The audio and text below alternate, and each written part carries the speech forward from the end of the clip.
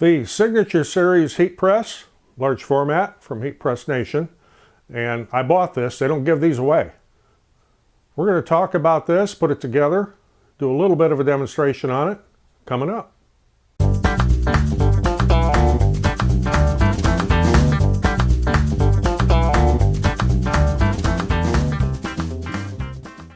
I'm Roger. Welcome to what I call the loft above the shop. What I have here is the Signature Series heat press from Heat Press Nation. As I mentioned at the beginning, I bought this. They don't give these away to say nice things about. So if we got anything wrong with it, you're going to hear about it.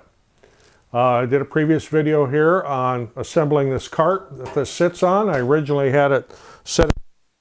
After I set it there, I thought this isn't going to work. I need a way to be able to move this around. This heat press is extremely heavy. It's heavy duty. I mean, the press itself is 114 pounds. The cart I bought, also from Heat Press Nation, is nice and heavy duty, and it weighs 88 pounds. So I got a whole chunk of weight sitting right here. I have not unwrapped this yet. I've got a little bit of assembly to do. I did screw the rubber feet on it already. Was thinking about bolting it down to this cart. There are holes there to bolt it down, but this isn't going anywhere because of the weight on it, and the rubber feet hold real well. And I may want to use this cart for something else. You never know. I'm going to get this thing unwrapped, and we'll see what we got here. So what all does this come with? Of course, you get the heat press. Got a kind of a universal manual here. You have an assist handle, which mounts right here, which we're going to do in a minute. With a wrench, you put that in. I like to call it an alien wrench. Some people call it a hex wrench. Common name is an Allen wrench. So this is a clamshell variety, not the swing away, and I'm going to do this with this up because it's a little bit easier to get to these bolts that way. So there's two bolts are already started here. You just need to take them out. I am right-handed, so I'm putting this on the right-hand side. You could also mount it on the other side if you happen to be left-handed, or you prefer it to be over there. I could drop the hardware all over the floor. There is a lock washer and a flat washer on there. These holes are slotted on the handle so you can get it lined up.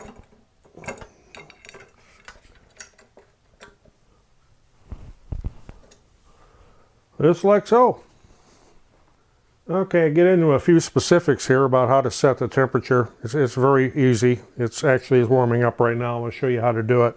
Little button here in the middle that says OK. You push that one. You push it again, it'll bring up the temperature. There's up and down arrows here. You can raise or lower the temperature. I'm going to be working at 385. So we'll keep that there. Push OK. This will bring up the time. Right now it's on 30 seconds, so I might take that up to 40 seconds. Hit OK again. And you're ready to go with your settings. This up here is displaying what the temperature is. This is displaying the time, and when you close this, that will count down. And I'll close up here so you can see what I'm talking about. It also locks down, and when it gets to the end of its cycle, it will auto open. There's a button over here on the side. You can't see it right here, but I've got my finger on it. That's the emergency open. So if you need to stop this and you want to open it, push that button and it opens right up. So we'll latch this back down here while it's warming up, and we'll let it go through a 40-second cycle and make sure it auto opens.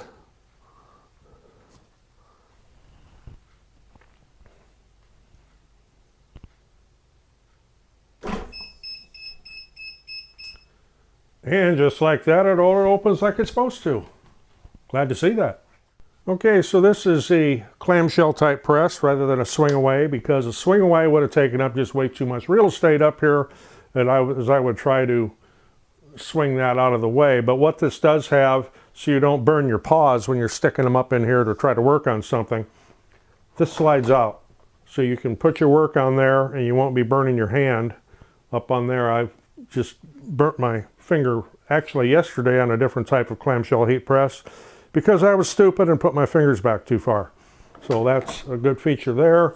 It's got kind of a, I don't know what you call it exactly, a cloth cover over the bottom plate, and I'll be putting Teflon sheets on mine with magnets. And I also use paper to either parchment paper or butcher paper to protect my platen and my base. To set the pressure, knob right here, you would turn this down to increase pressure. Figure out where you need to be. There's it's a pretty stout pressure right there. And I'll hit the release button back here. You can see it now. It's right here. Opens it up for you. Now we'll get this warmed up, and then I've got to figure out what I'm going to make.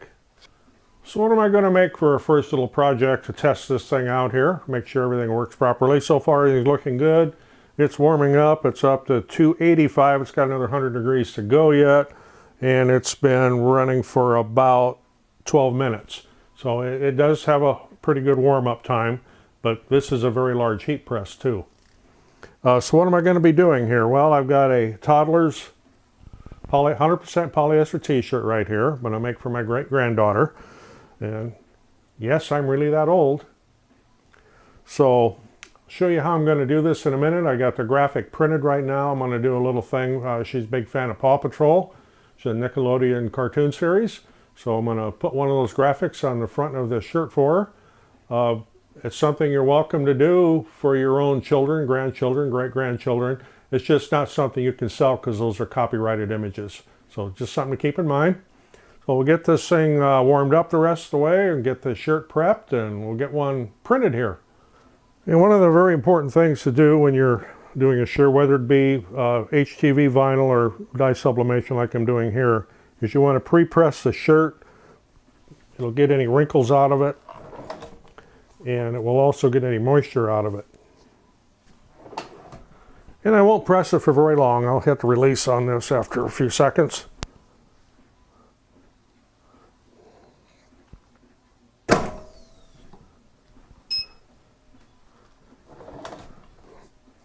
Now, if you've never done this, to find the center of your shirt, and I'm going to cut that tag off of there because I know that's going to be a problem. I've had these turn brown before. And another thing you'll want to do is roll off any lint, because I see there's lint on it. If you don't roll off the lint, you'll end up with little purple dots. So you want to make sure it's lint free. And if you're doing dye sublimation, make sure that shirt is at least 60% polyester. Don't sublimate on 100% cotton unless you're using a clear vinyl base, and that's the subject of a whole nother video. Make sure there's no lint on there. And what I do to find the center is simply fold this over. I also have a gauge I can use, but I don't have it handy right now, so we'll do it this way. And I'll just lightly press that for just a little bit. By using this auxiliary handle, it doesn't lock it down. That'll give me a little bit of a crease up by the collar so I can see where the center is. Okay, so you see we have that crease right there. That's the center of the shirt. And I can center my graphic that way. Now, another thing you want to make sure you do when you're doing sublimation is put a piece of paper inside the shirt in case that dye passes all the way through the fabric. It doesn't pass over onto the back side. So I'm going to just slip this up in there. And I'll go get my graphic. Okay, right here's my graphic. It's been mirrored. This is a sublimation paper. And don't just grab your print off the printer and throw it right onto the heat press, because you may end up with some smearing stuff. Give the ink some time to dry. So this is set there a few minutes already. So we'll get this set in place. The heat press is still not completely up to temperature, but I can get all this set. And I have a little mark on the center of my paper. You may not be able to see it on the camera, but I have a little pencil marks there so I can get that centered and straight.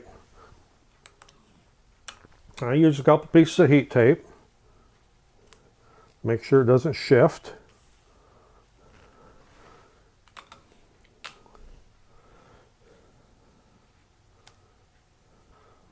And we'll slide that back in and wait for that to come up to temperature the rest of the way. Right now it's at 354, so it's got a little bit to go yet.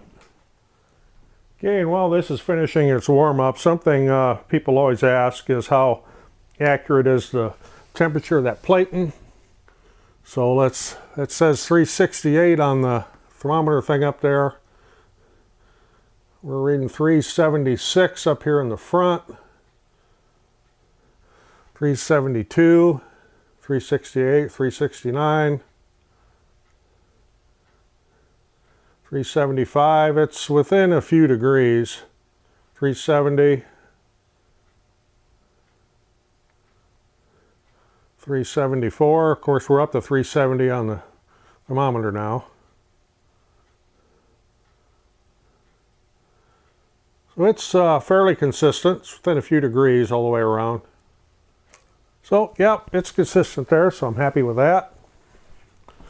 Thing I'd better do while I'm remembering is put my piece of paper over my project before I press it. Yeah, a few more degrees and we can get to pressing. Okay, we're up to temperature. How long did it take? Just shy of 20 minutes from an ambient temperature of about 74 to 385. So something to keep in mind. So we'll lock this down and let it run its cycle.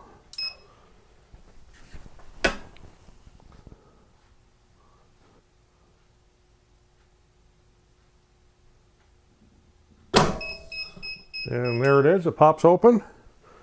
I'll get my paper off of there. Of course, that's hot. I should have gloves on. Slide this out here.